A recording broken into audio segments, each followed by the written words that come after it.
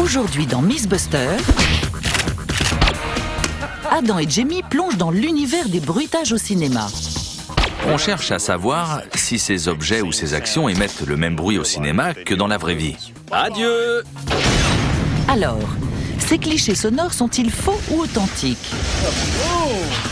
Et retrouvez Carrie, Tori et Grant qui voguent sur l'océan de la science. Voici le bateau à voile autopropulsé. Ils testent une expérience de leur invention. Un bateau à voile peut-il s'autopropulser? Allez! Chaos, grabuge et déveine sont au rendez-vous. J'ai le sentiment que cette expérience est quelque peu dangereuse.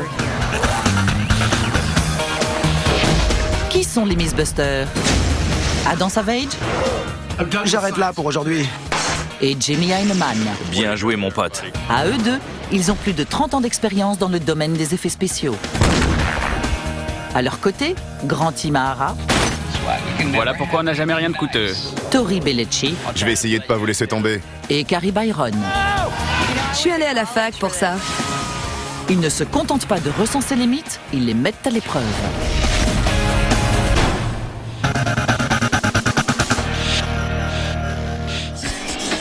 Commençons par un mythe sonore source de cauchemar pour Adam.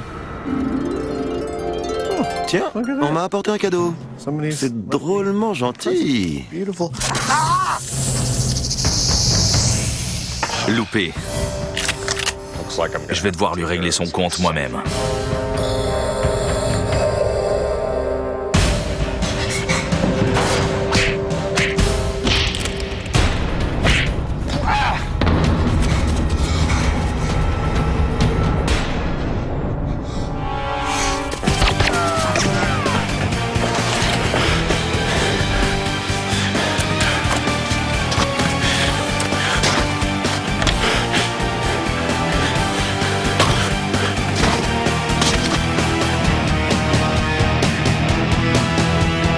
Adieu!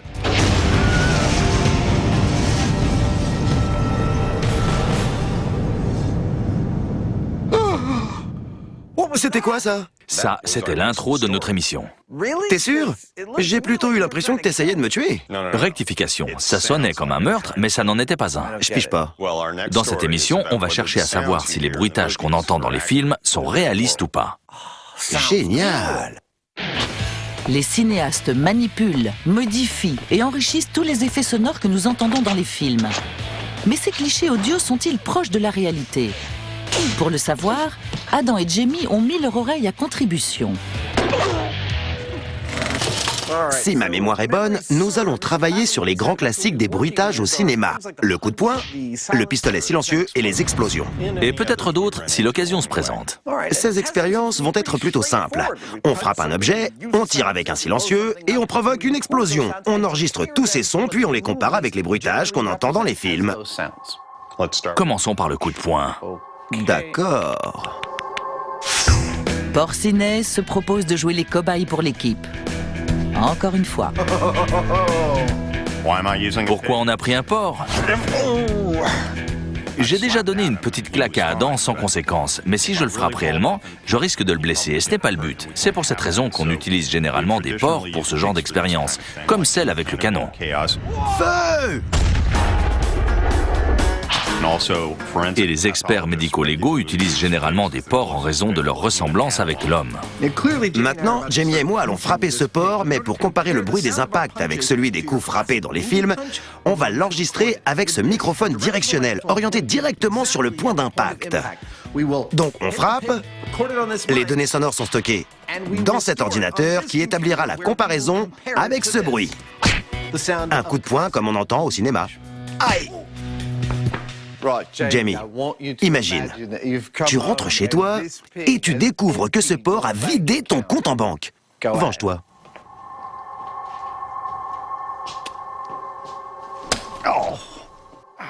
Joli, ça fait mal? Un peu, j'ai pas bien frappé. Sa main n'étant pas protégée, Jamie a frappé le plus fort possible. Mais le résultat sonore ne correspond pas vraiment à un coup de super-héros au cinéma. Tu me cherches? Aïe! On va finir par se blesser à force. Afin de ne pas se blesser, Adam et Jamie doivent retenir leur coup, limitant ainsi leur puissance, et c'est ce que reflète l'enregistrement audio de leur frappe de fillette. Et pour la comparaison, voici un coup de poing au cinéma.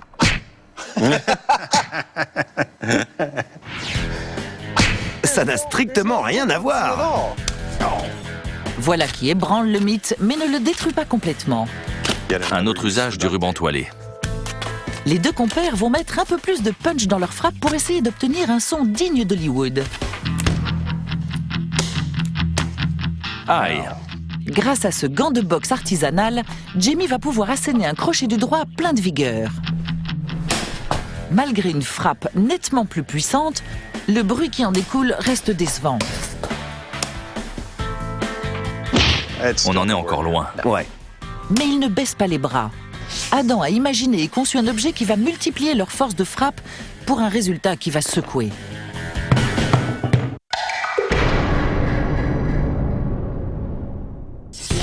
Retrouvons maintenant Carrie, Tori et Grant qui voguent sur l'océan de la physique. Alors, quel est le mythe du jour? Non, c'est stupide de vous parler de ce mythe ici, à l'atelier. J'ai une solution, suivez-moi. Je flaire la mauvaise idée. Souviens-toi de la dernière fois. Ouais, je peux toujours pas m'asseoir. La voilà, ma super idée. Tu peux nous expliquer ce qu'on fait ici? Quel genre de mythe on est censé tester avec Grant qui a le mal de mer? Eh bien, pour tester un mythe maritime, il vaut mieux être en mer, non? Bon, on peut se mettre au boulot? Parce que ce bateau est une bombe à retardement. Le mythe auquel on va s'attaquer s'appelle le bateau à voile autopropulsé. Ah oui, quand le vent est nul, il suffit de fixer une grosse hélice aérienne à l'arrière du bateau pour créer un souffle d'air dans la voile et avancer. Exactement. Mais certains diront que ça ne marchera pas. Oui, à cause des lois de Newton. On doit découvrir le fin mot de cette histoire. Même si on s'en rend malade. Parle pour toi, marin d'eau douce. C'est un grand classique des mythes physiques. Bloqué sur une mer d'huile, notre héroïne dégaine son ventilateur et le fait souffler dans la voile pour faire avancer son bateau. Mais les lois de Newton réduisent-elles à néant cette légende maritime? Que se passera-t-il si l'on tente de réaliser cette expérience? Je ne dis pas ça parce que je suis sujet au mal de mer, mais on ne devrait pas retourner à l'atelier pour tenter l'expérience en échelle réduite. Pourquoi? Maintenant qu'on est là, il nous suffit d'installer un ventilateur et de tout réjouir. Mais le vent souffle fort aujourd'hui, du coup, on ne saura pas si le voilier avance grâce à notre ventilateur ou grâce à la force du vent. Il a pas tort. Bon, on rentre à l'atelier et on fait quelques tests sur modèle réduit, avec un mini voilier et un mini ventilo pour avoir une idée de ce qui nous attend grandeur nature. C'est une bonne idée. Grant a le visage tout vert, tu trouves pas? Désireuse d'épargner Grant, l'équipe est de retour sur la terre ferme où elle va s'attaquer à un mythe mis à mal par de grandes lois de physique. Ce mythe va à l'encontre des lois de Newton, et plus particulièrement du premier principe qui établit que tout corps demeure dans l'état de repos ou de mouvement uniforme dans lequel il se trouve, à moins qu'une force extrême ne l'oblige à changer d'état. Dans notre cas, le corps est le bateau, et il est à l'arrêt. La force externe, c'est-à-dire le vent, agit sur le bateau et le fait avancer. À présent, prenons un marin.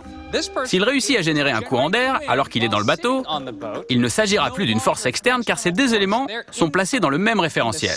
Donc, normalement, l'air généré par le ventilateur ne devrait pas faire avancer le bateau.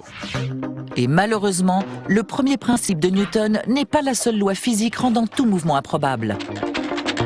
Il existe un autre principe de Newton, la troisième loi du mouvement des corps, qui établit que toute action génère une force opposée équivalente. Donc si le ventilateur envoie de l'air dans la voile, une force égale est générée dans le sens opposé. Si cette donnée est vraie, ces deux forces s'annulent et le bateau ne bougera pas, il fera du surplace. Malgré ces deux principes de Newton jouant contre leur mythe, l'équipe prépare une démonstration de faisabilité pour mettre en pratique les données théoriques. Et pendant que Carrie confectionne un bateau sur roulette, Tori garde les pieds au sec et se contente de fabriquer une fausse mer bleue. Inutile de se mouiller les pieds quand ce n'est pas nécessaire. Évidemment, l'idéal serait de réaliser cette expérience sur l'eau. Mais ça nous compliquerait la tâche car d'une part, une grande force est nécessaire pour faire avancer un bateau sur l'eau, 1,9 Newton pour être précis. Et d'autre part, faire avancer un bateau en ligne droite présente d'autres difficultés. Mais on a trouvé un subterfuge. Au lieu d'utiliser un bateau sur de l'eau, on va faire glisser cette voiture miniature sur une surface acrylique. Ainsi, le véhicule avancera en ligne droite avec un minimum de frottement. Une force de 1 Newton suffit à le faire avancer. C'est parfait.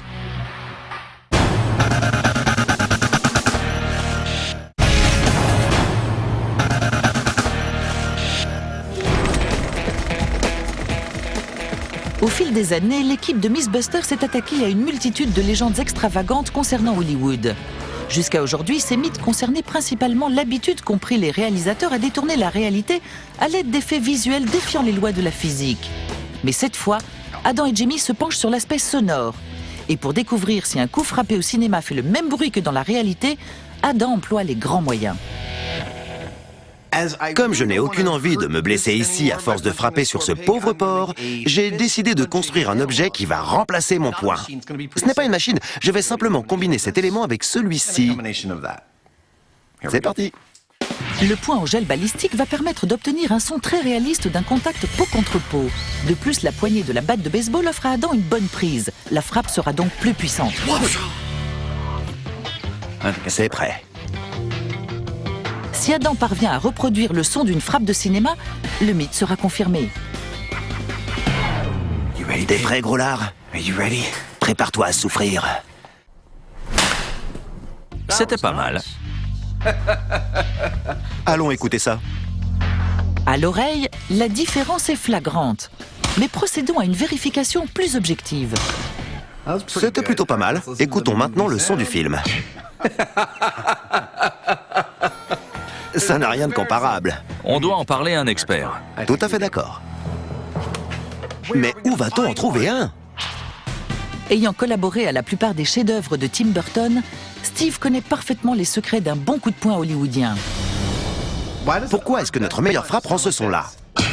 Ce son est celui d'un coup de poing sur un visage. À Hollywood, ce qui intéresse, c'est l'aspect dramatique, c'est vendre une histoire.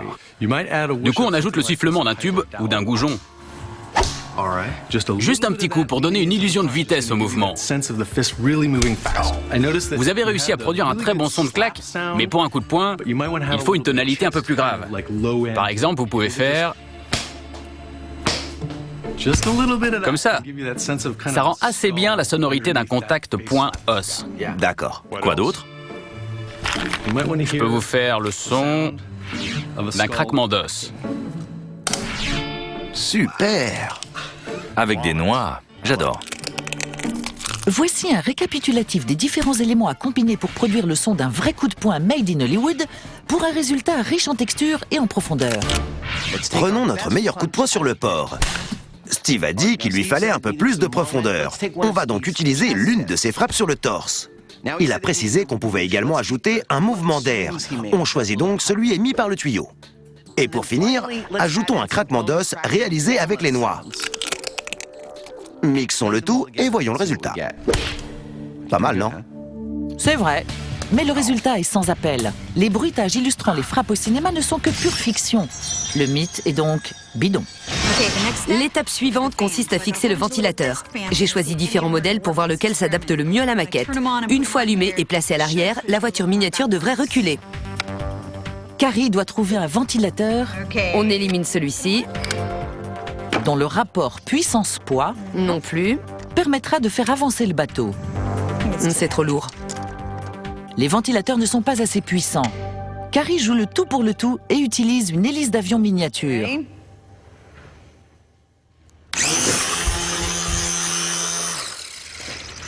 Ça devrait faire l'affaire. Pendant ce temps, Grant confectionne une voile pour leur bateau. Une fois qu'il l'aura fixée au mât, l'équipe sera prête à mettre la véracité du mythe à l'épreuve. Un bateau à voile autopropulsé fera-t-il du surplace, comme l'affirment les défenseurs de la thèse de Newton, ou voguera-t-il à toute vitesse sur les océans? Il est temps de reproduire le mythe à échelle réduite. On a donc fixé le ventilateur au bateau et il va être orienté de sorte que l'air soit propulsé directement dans la voile. Normalement, d'après la troisième loi du mouvement de Newton, ces deux forces devraient s'annuler et le bateau faire du surplace. Comme le veut le mythe, la source d'air est placée sur le bateau. Ok, Allez, bouge. c'est parti. Parfait! Il semble que les lois de Newton soient plus fortes que les illustrations de dessins animés. Oui, et en voici la raison. Si vous faites le test en retirant la voile, le ventilateur fait bien reculer le bateau. Mais si vous ajoutez la voile, cette poussée vers l'arrière est annulée par une force égale et opposée qui pousse le bateau vers l'avant. Le bateau ne bouge pas, le mythe est donc bidon. Mais l'est-il vraiment? Notre trio intrépide ne baisse pas les bras si facilement. Cher Isaac Newton, il est peu probable que vous regardiez cette émission puisque vous n'êtes plus de ce monde. Mais ce n'est pas parce qu'on ne peut pas aller à l'encontre de vos lois qu'on va abandonner. Le prochain son qu'on va étudier est peut-être mon préféré. C'est celui d'un pistolet automatique qu'on recharge.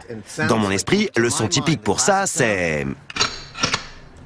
Mais sommes-nous proches de la réalité? Aujourd'hui, on utilise de vrais pistolets. Au début de l'ère cinématographique, de nombreux spécialistes du bruitage étaient issus du monde de la radio. Et ils avaient pas mal d'outils, comme des cliquets par exemple. Certains ont peut-être travaillé avec de vrais pistolets, mais souvent, il s'agissait de mécanismes de cliquets déclenchés très rapidement. Aujourd'hui, grâce à la technologie numérique, les sons des pistolets sont enregistrés et stockés dans une gigantesque bibliothèque où on va les chercher en cas de besoin. Procédons maintenant à l'enregistrement qui servira de comparatif. On va enregistrer ça.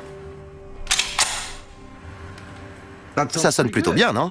Et maintenant, voici la version cinéma. C'est ressemblant? Pour ce qui était des coups de poing, aucun de nos essais n'a été concluant, mais en ce qui concerne le son des pistolets, inutile de chercher à transformer ou créer un bruitage quand on peut se servir du véritable son. Un bon point pour Hollywood. Grâce à de vastes bibliothèques sonores à leur disposition, les concepteurs son comme Steve utilisent les sons authentiques des armes, qu'elles soient grandes ou petites. Tout le monde à terre. Ceci est un hold-up.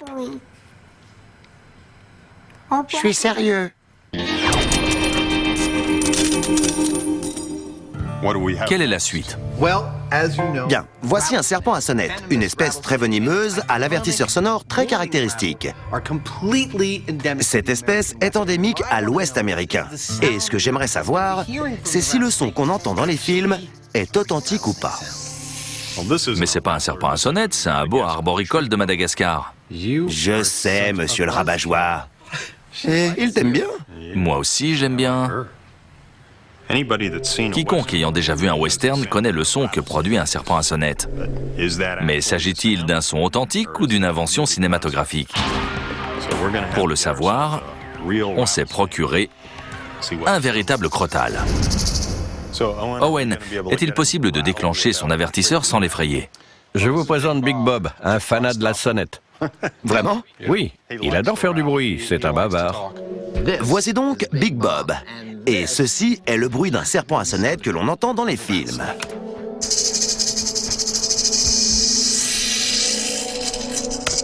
Nous voulons savoir si le son que produit Big Bob est ressemblant. On l'enregistre? Oui. C'est parti. Top départ.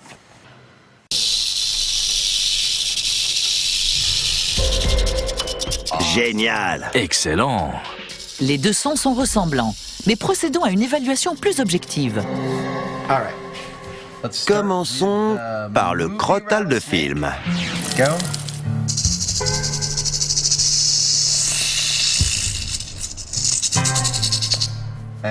Autour de Big Bob maintenant.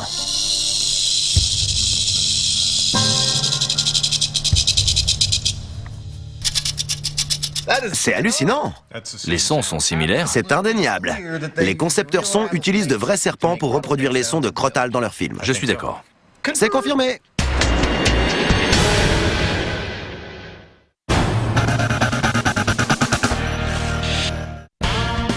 Dans l'expérience de bateau à voile autopropulsé, les lois de Newton se sont avérées infaillibles. La poussée en avant capturée par la voile était soumise à une force égale et opposée. Le bateau restait donc immobile. Mais la partie n'est pas finie. Notre équipe pense qu'en modifiant légèrement les variables, le résultat pourrait être différent. On va réaliser plusieurs essais. On va tester différentes voiles et sources d'air pour voir si le bateau à voile peut s'auto-propulser. Quand le ventilateur, la voile et le bateau respectent des proportions réalistes, le bateau ne bouge pas. Grant commence donc par réduire la taille de la voile. Vous vous demandez sûrement pourquoi est-ce qu'on teste l'expérience avec une petite voile. Regardez le schéma. Il illustre ce qui, selon moi, va se produire. Le souffle d'air va passer au-delà de la voile et faire reculer le bateau. Considérant ce qui a été vu jusqu'à présent, l'idée que le bateau va reculer peut vous surprendre. Mais une forte poussée est générée par cette hélice.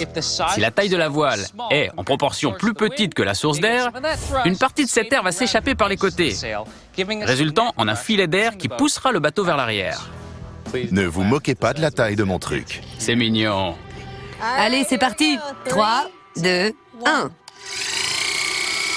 Regardez, les forces s'annulent encore. C'est vrai. On n'a qu'à augmenter la vitesse de l'hélice. Bonne idée. Essaye, on verra ce qui se passe. Ok.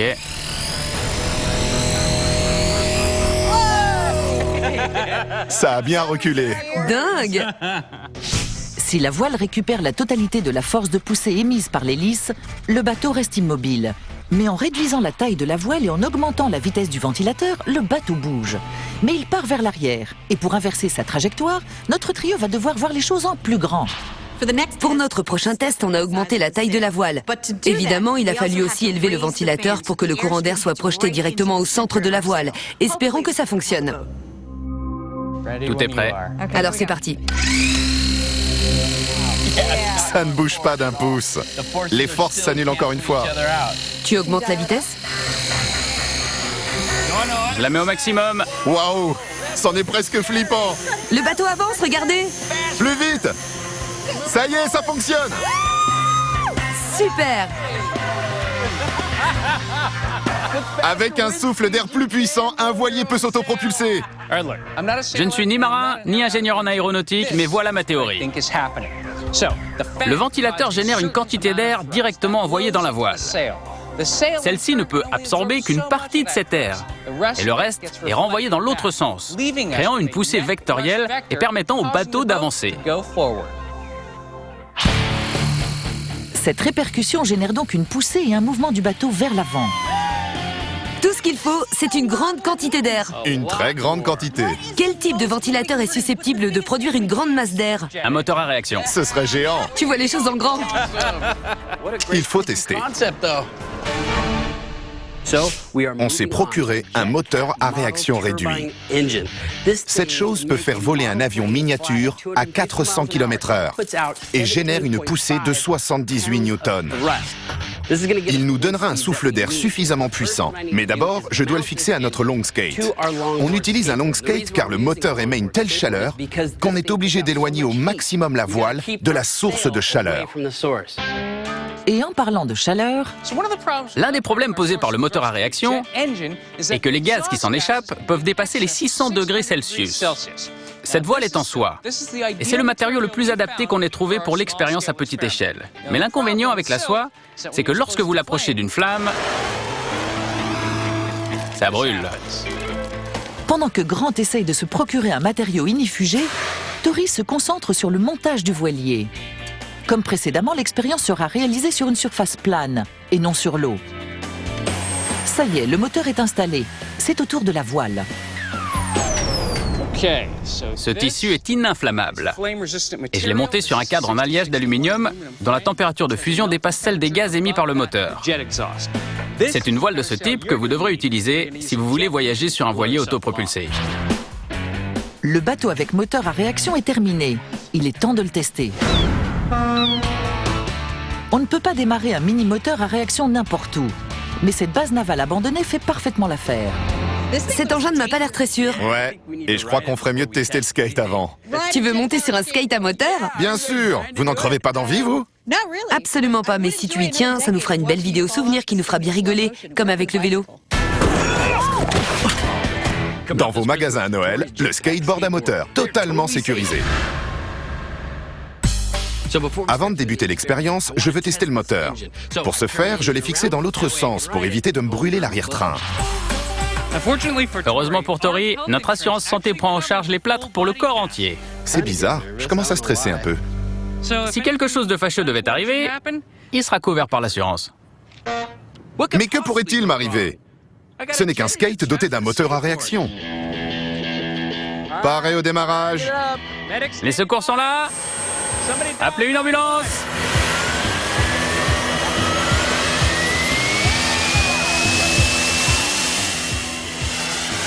Alors, sommes-nous partis pour un retour vers le futur?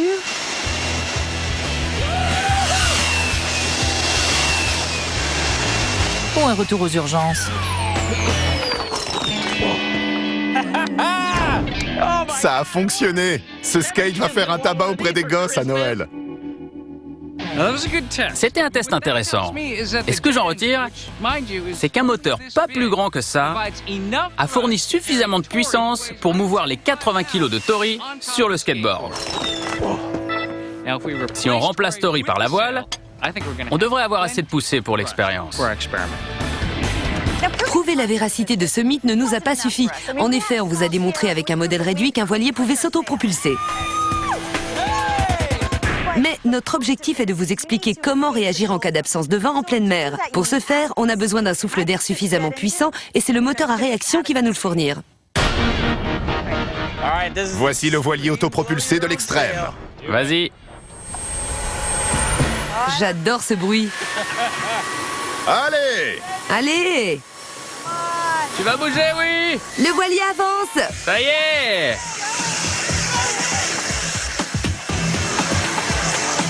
Ça a marché comme sur des roulettes. Le moteur à réaction s'est montré suffisamment puissant pour surmonter l'annulation des forces de mouvement et le voilier a avancé. On a réussi! Notre voilier s'est autopropulsé. Bien joué! La prochaine étape va être géniale. Expérience grandeur nature. De retour à l'atelier, une belle surprise les attend. Un bateau avec une hélice aérienne.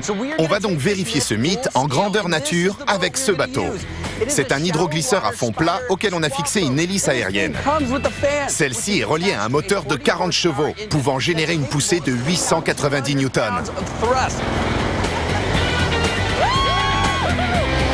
On va prendre l'hélice et la retourner, puis fabriquer un mât et y attacher une voile, et nous verrons si le bateau peut s'autopropulser. Le souffle était tellement puissant que j'avais du mal à garder les pieds au sol. À mon avis, ça va le faire. Avec un vent dépassant les 100 km/h, cet engin est suffisamment puissant. Il est donc grand temps de réceptionner la voile et de l'installer sur le mât. Maintenant qu'on a récupéré la voile, on va pouvoir ériger le mât. Cette fois, on a utilisé de l'aluminium car c'est un matériau léger qui bénéficie d'une forte résistance à la traction. Cependant, la base sera en acier. On veut pouvoir l'attacher au bateau sans faire de trou dans la coque car le bateau nous a été prêté. Contre toute attente, notre équipe de marins d'eau douce a réussi à confectionner sa voile carrée sans aide extérieure. Un coup de main, plus vite. Prête pour la grande aventure? Je n'ai vraiment pas de souffle. Pour savoir si le bateau parviendra à s'autopropulser, l'heure est venue de passer au test en milieu aquatique. On a choisi un lac parfaitement abrité. Il n'y a donc ni vent ni courant. C'est l'endroit idéal pour réaliser notre expérience. Et le lieu parfait pour une première mise à l'eau et une petite virée. Le moteur à fond, le trio en profite pour évaluer la stabilité et la puissance du bateau.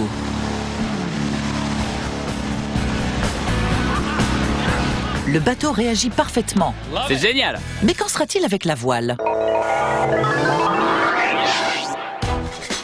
Le prochain bruitage de cinéma que les Mythbusters vont décortiquer est celui du silencieux.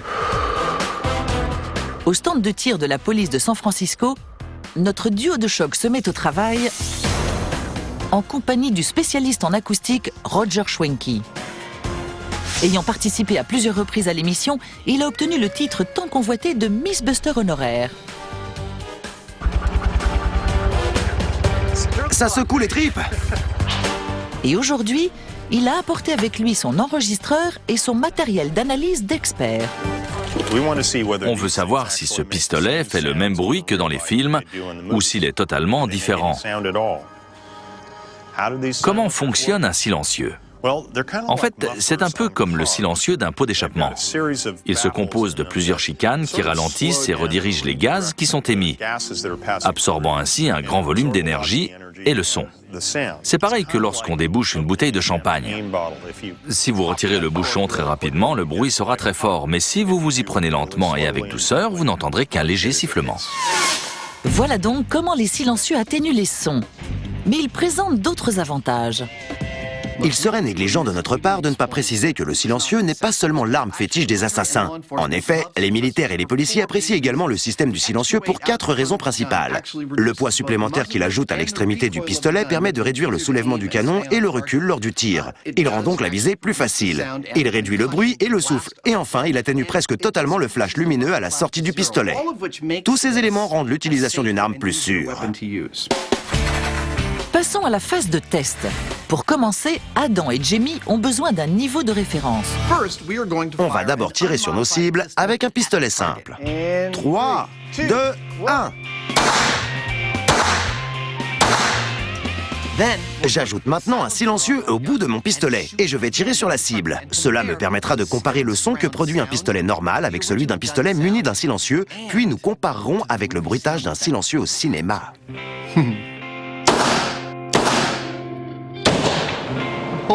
J'ai un silencieux dans la main.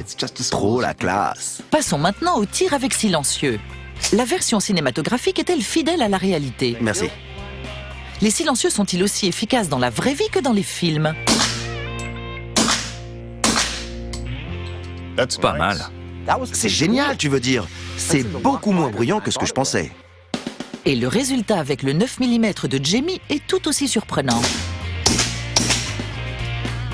L'amélioration est flagrante, mais écoutons plutôt l'analyse de notre expert acousticien. D'abord, le nombre de décibels, soit l'intensité de la pression acoustique. Le premier tir présentait 161 décibels. Puis avec le silencieux, on passe à 128. C'est une forte diminution, car on passe d'un son dangereux pour l'ouïe à un son bénin. Mais en plus de la puissance, la texture et l'indication de la mesure du son sont également altérées. Il y a une impulsion très marquée et bruyante. Puis avec le silencieux, le son d'origine s'étale un peu plus dans la durée. Waouh! On peut les écouter? Voici pour le premier tir. Et avec le silencieux? Il n'y a pas photo. Réécoutons, pour le plaisir. D'autant que le dénouement est des plus surprenants. Je pensais franchement que ce mythe serait bidon. Et je suis épaté. Mais qu'en est-il de la version cinématographique? Les résultats seront-ils concluants? On peut entendre la version Hollywood? Bien sûr. On est loin de la réalité. On en est loin, en effet. Mais malgré cette différence, le silencieux réduit bel et bien le volume d'un tir de pistolet comme dans la version hollywoodienne. Alors les silencieux atténuent-ils autant le son d'une balle que dans les films? Et surtout, font-ils ce qui les caractérise tant? Les deux enregistrements présentent des similitudes, non? C'est vrai. On va donc qualifier ce mythe de plausible. Ouais. Je suis bluffé.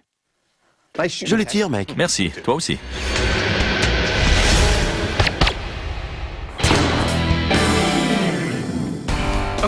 On a notre hydroglisseur et notre voile. Première étape, on va tenter l'expérience avec la configuration d'origine, c'est-à-dire l'hélice aérienne nous faisant dos, et on espère qu'une fois le moteur allumé, le bateau avancera. Puis on retournera l'hélice et on hissera la voile. On a terminé. Et on saura si un bateau peut s'auto-propulser. Tous à l'eau!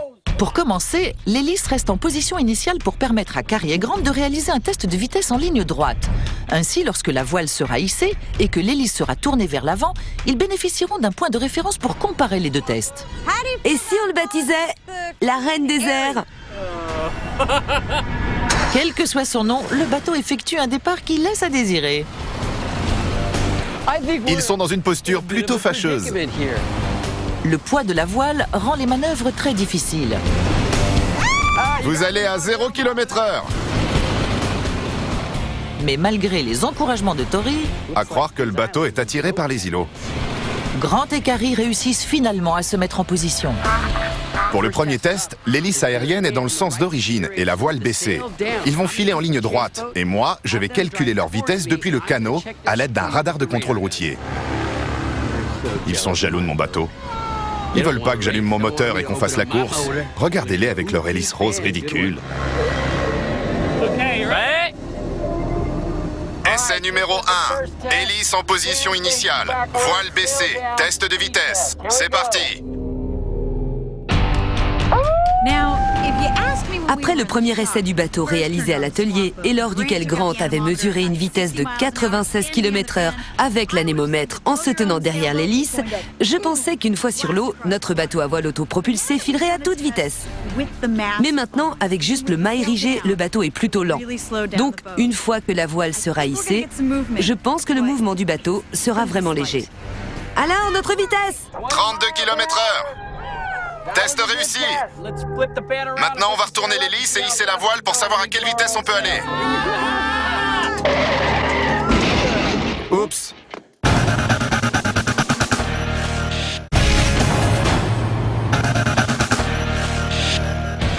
Carrie, Tori et Grant retournent l'hélice aérienne et hissent la voile pour l'essai final d'une expérience qui peut bouleverser les lois de la physique.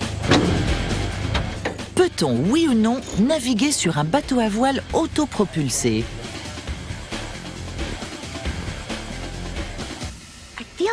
Je sens que ce dernier essai ne sera pas sans risque. Espérons que ça tienne. L'hydroglisseur n'est pas conçu pour fonctionner avec une hélice à l'envers, et encore moins avec une voile géante montée sur un mât. Tu veux que je te guide? J'ai l'impression que le bateau pourrait dangereusement s'incliner. Je n'ai vraiment pas envie de tomber dans l'eau. Bien. Prêt à hisser la voile? Hissez la grand voile! Hissez le phoque! Je vais aussi vite que possible. Pour que ce mythe soit confirmé, il est essentiel que le bateau se déplace vers l'avant grâce à l'air propulsé dans la voile. Si le navire part à la dérive ou se laisse porter par le courant, ça ne marche pas. Le bateau doit avancer pour que l'expérience soit validée. Ça m'a l'air bien parallèle. Le deuxième élément qui nous intéresse, c'est de comparer la vitesse de l'hélice quand elle est dirigée vers l'arrière et quand elle est orientée vers l'avant. Vous êtes prêts? La vitesse sera-t-elle meilleure? Probablement pas. Notre objectif est d'atteindre les 32 km/h. Mais honnêtement, si on atteint déjà les 8 km/h, je serais vraiment agréablement surpris. Amusez-vous bien. Qu'est-ce que je ressens alors que je suis sur le point de piloter ce chef-d'œuvre de l'aéronautique constitué d'éléments totalement incompatibles? Ma réponse est qu'il n'y aura pas vraiment de pilotage. Je vais juste faire tourner l'hélice et voir si le bateau avance ou pas. Mais il n'est pas non plus exclu que l'hydroglisseur chavire sous le poids de la voile. On est à nos postes. En avant. Tori prend le canot pour les mener jusqu'au plan d'eau choisi. De l'espace à perte de vue, pas de vent ni de courant, c'est le spot idéal pour la navigation scientifique. Bon, t'es prêt à te lancer? Oui. Alors c'est parti. Pour le bateau à voile autopropulsé, grandeur nature. Plein gaz!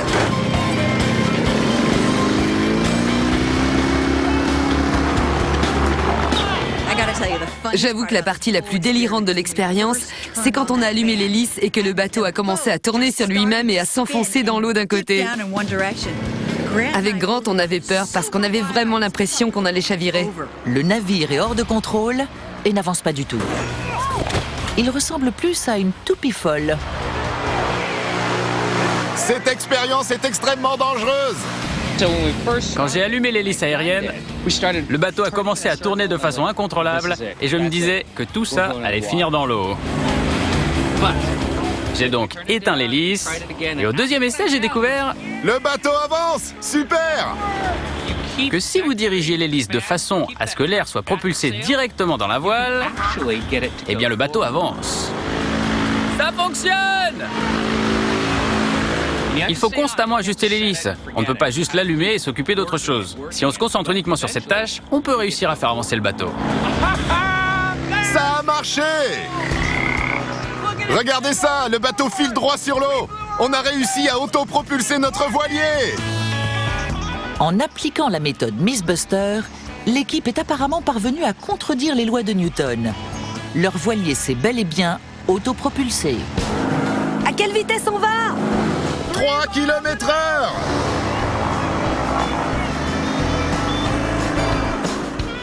Il ne fait aucun doute que l'hydroglisseur irait plus vite avec l'hélice dirigée vers l'arrière et sans voile.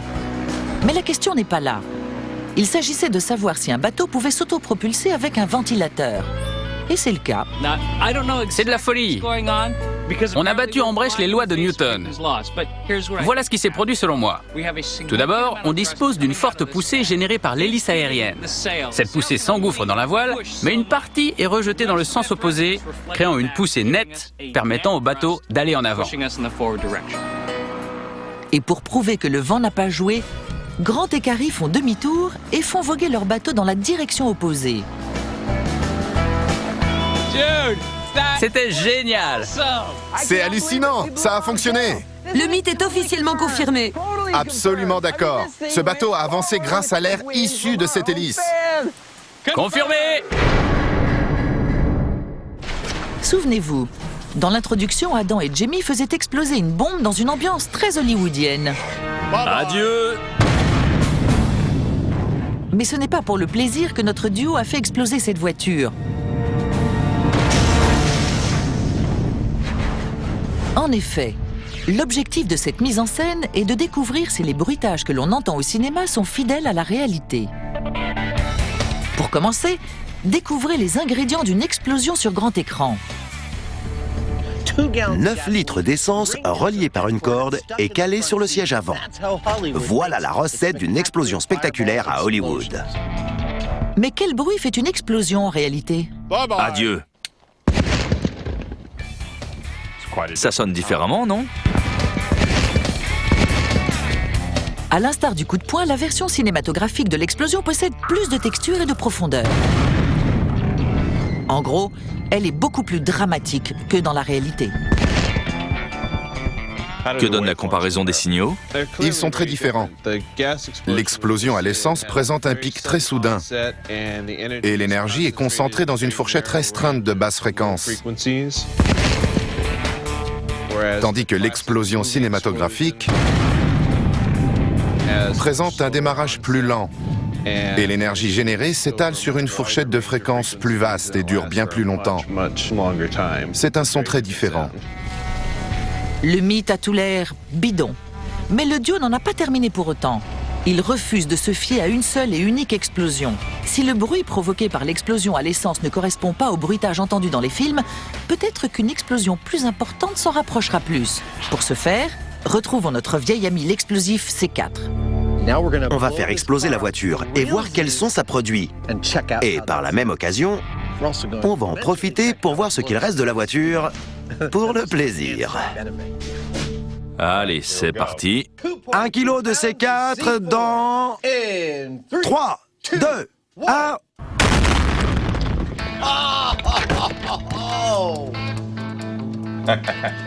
Badaboum! Ça, c'est une belle explosion. Ça résonne jusqu'à l'intérieur du corps, pas vrai? Tout à fait. Une détonation solide et retentissante. Mais une fois encore, le son produit est totalement différent des bruitages cinématographiques. Quand je regarde l'onde de la fausse explosion, je vois une largeur de bande sonore très vaste, ce qui n'a rien à voir avec le son de l'explosion au C4 qui présente une impulsion nette et quelques bruits marginaux, mais en rien comparable avec l'explosion au cinéma. Je ne pense pas prendre un risque en disant que ce mythe est bidon. En effet, le contraste entre les explosions réelles et celles du film est indéniable. Ce dernier mythe concernant les bruitages au cinéma est donc bidon. Tirons-nous d'ici avant que nos bottes soient totalement dégueulasses.